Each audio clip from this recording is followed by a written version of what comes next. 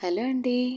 Day 9 at తాతగారిల్లు to అత్తగారిల్లు. ఈరోజైతే నేనైతే అత్తవారింటికైతే బయలుదేరిపోతున్నాను. దానికోసం అయితే మా మమ్మీ అయితే ఇదిగో ఈ విధంగా ఒగ్గైతే చేసి నాకైతే న్యూ బ్యాంగిల్స్ అయితే అరేంజ్ చేసి అయితే వేసుకోమని అయితే చెప్పింది. దాని తర్వాత ఈ సారీ చూడండి ఎంత బాగుందో. నేనైతే ఈ సారీ అయితే వేసుకొని ఇలా అయితే రెడీ అయిపోయాను. రెడీ అయ్యాక ఈరోజు వరకు పెళ్ళి 7 ఇయర్స్ అయితే అవుతుంది. మా మమ్మీ అయితే ఎప్పుడు వెళ్ళినా నా అత్తవారింటికి కాస్త పెరుగన్నం అయితే తినిపించడం తనకైతే అలవాటు.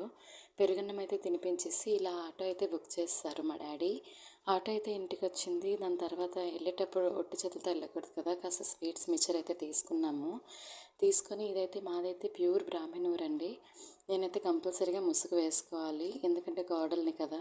ఇలా ముసుగు వేసుకొని అయితే ఊరికి వెళ్ళిపోయాం. మా మమ్మీ అయితే డ్రాప్ చేసి అయితే వెళ్ళిపోయింది. దాని తర్వాత మా పెద్దమ్మాయి చిన్నమ్మాయికి అయితే పట్టీలు వేయించారు, కొత్తవన్నమాట. దాని తర్వాత ఈ కాసుల పేరు ఎలా ఉందో కామెంట్ చేయండి. మా ఆయనకైతే చాలా ఇష్టంతో అయితే చేయించారు. బాగుంది కదా. ఇంకా ఈ రింగ్ కూడా చూడండి. ఆయనకు నచ్చిన జ్యువెలరీ ఐటెంలో కాసుల పేరు ఒకటి. ఎలా ఉందో నాకైతే కామెంట్ చేసి అయితే చెప్పండి. దాని తర్వాత నేను ఎలా ఫంక్షన్ ఉంటే అటెండ్ అయ్యాము. ఈవినింగ్ లేచేసరికి మా పిల్లలు ఈ విధంగా రెడీ అయ్యారు. నేనైతే మా ఊళ్ళో ఉండేటప్పుడు కాటన్ శారీయే కంపల్సరీగా కట్టుకుంటాను, ఎందుకంటే నా పాత్ర అలాంటిదన్నమాట. హౌస్లో కోడలు అన్న వాళ్ళు కంపల్సరీగా శారీయే కట్టుకోవాలి.